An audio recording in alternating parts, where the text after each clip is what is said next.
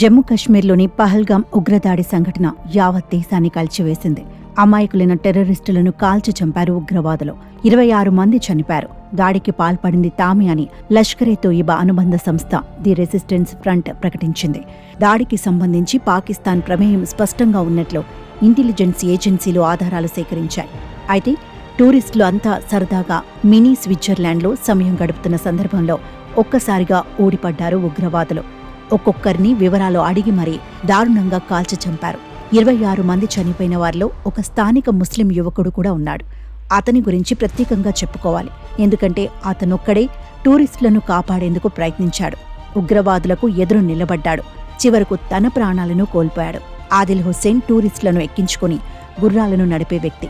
అదే అతని జీవనాధారం. తల్లిదండ్రితో పాటు 2 చెల్లెళ్లు కూడా ఉన్నారు. వారు కూడా ఇతని సంపాదనపైనే ఆధారపడి ఉన్నారు. ఎప్పటిలాగానే ఆ రోజు కూడా గుర్రాన్ని తీసుకుని వెళ్లాడు. టూరిస్టులను ఎక్కించుకుని మినీ స్విట్జర్లాండ్కు వెళ్లాడు. ఉన్నట్లుండి టెర్రరిస్టులు టూరిస్టులపై కాల్పులు జరిపారు.